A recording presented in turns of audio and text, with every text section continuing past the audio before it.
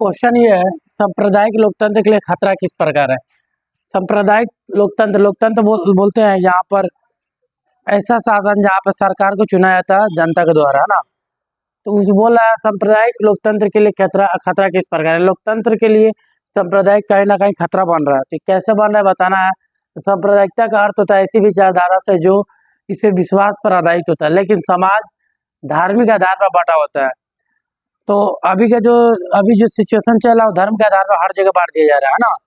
तो ऐसा नहीं होना चाहिए। लोकतंत्र ये नहीं बोलता, लोकतंत्र बोलता है हर समाज में जितने भी धर्म के लोग हैं सब इक्वल नजर से देखना चाहिए और उनके साथ रहना चाहिए। तो और उनके सामाजिक, आर्थिक, राजनीतिक तथा सांस्कृतिक हित पर अलग अलग होते हैं। यही है ना, इतना नोट करना आपको।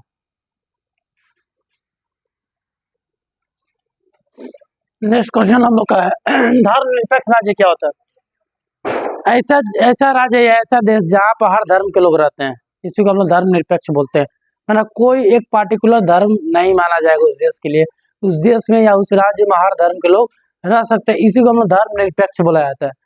तो वही बोला भारतीय संविधान के बुनियाद जो कानून बना भारतीय संविधान में, वो बोला है कि हर धर्म के लोग रह सकते। बुनियाद क्या है? धर्मनिरपेक्ष, मतलब हर धर्म के लोग रह सकते हैं। एक चीज पहला पॉइंट है, भारत कोई राष्ट्रीय धर्म नहीं, भारत का कोई राष्ट्रीय धर्म नहीं है। कौन धर्म के लोग हैं, कौन सारे धर्म लोग इक्वल नजर से देखा जाएगा।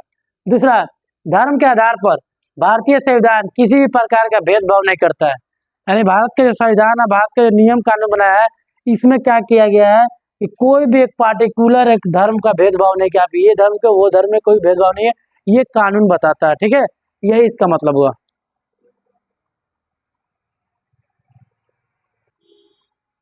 नेक्स्ट क्वेश्चन है, केंद्र शासित राज्य क्या है।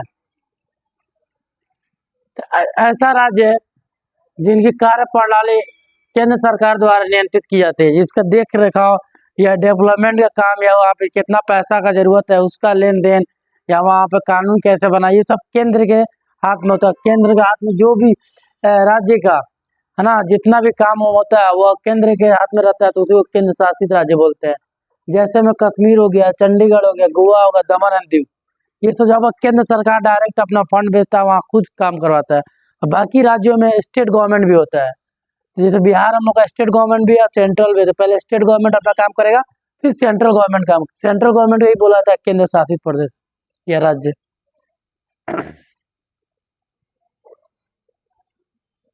ग्राम कचहरी के क्षेत्र अधिकार बताना, मतलब उसका क्या अधिकार है ग्राम कचहरी। उसके पहले जाना है ग्राम कचहरी होता है क्या।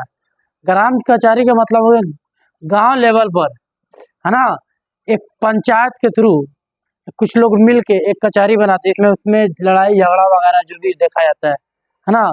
तो ये बोला बिहार में पंचायत राज अधिनियम, यानी बिहार में पंचायत राज अधिनियम एक कानून के तहत 2006 के अनुसार, है ना, 2006 में ही बनाया गया था।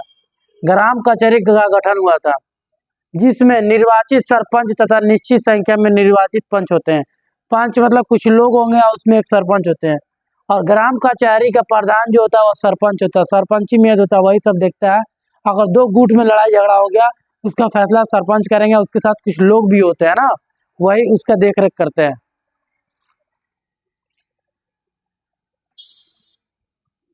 क्वेश्चन, लोकतंत्र में विपक्षी दल की क्या उपयोगिता है।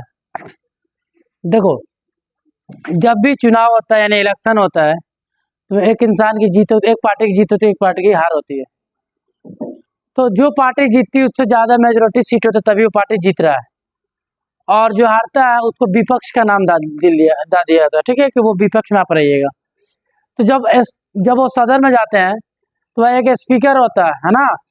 स्पीकर के सामने एक जो जीता हुआ कैंडिडेट अपना सरकार वो उधर एक साइड बैठे रहेंगे, विपक्ष वाला अलग बैठे रहेंगे। तो विपक्ष का काम ये है कि जो सत्ता में है, जो जीत कर आए हैं, जो भी कुछ अगर कमी करेंगे तो ये आवाज उठाएंगे इधर से विपक्ष वाले। विपक्ष में भी एक नेता चुना जाता है ना। और जो जीता हुआ कैंडिडेट, जो जीता हुआ पार्टी, उधर से भी सरकार जिसकी बनी हुई उसका भी एक मेन लीडर होता है ना। तो कहने का मतलब हो गया कि विपक्ष का क्या काम है। विपक्ष का तो वही बता रहा है, सत्तारूढ़ दल नियंत्रण रखने। सत्तारूढ़ बोलते हैं जिसकी सरकार हो, उसी को सत्तारूढ़ बोला जाता है ना। दल पर नियंत्रण रखना, यानी कुछ भी अगर अपने फायदा के लिए करेगा तो विपक्ष वाला उंगली उठाएगा, आप अपने फायदा के लिए कर रहे हैं, आप राज्य के लिए कुछ नहीं कर, जनता के लिए आप कुछ नहीं कर रहे हैं। एक चीज। दूसरा, कानून निर्माण में सदन में महत्वपूर्ण भूमिका निभाना। कहने का मतलब कुछ कानून बनाना है, नया कानून, तो भी विपक्ष का हेल्प करता है, विपक्ष की जरूरत पड़ती है ना, दोनों को मिलने से। जैसे दोनों को मिलने से स्पीकर के चुनाव होती है, उसी तरह विपक्ष का कि राय लेते हुए जो सत्ता में है वो पार्टी बनाते हैं, है ना, अकेले नहीं बना सकते, यानी कानून जो बनाना चाहते हैं। दूसरी बात, जनता की शिकायतों को सरकार के समक्ष रखना। विपक्ष वाले का भी काम है, जनता अगर कुछ चाह रहा है ना, कि हमारा बात सरकार तक पहुंचे, तो पहले वो सदन में आके बोलेंगे, सदन में स्पीकर को वो बात अपने रखेंगे, स्पीकर सरकार से यही राय देंगे, ये चीज आप करिए, जनता इससे चीज से परेशान है ना, यही इसका मतलब हो गया। तो लोकतंत्र में विपक्ष का मतलब हो गया जो अपोजिशन में जो हारा हुआ टीम है, जो हारा हुआ पार्टी है, वो उसी को विपक्ष बुलाया जाता है।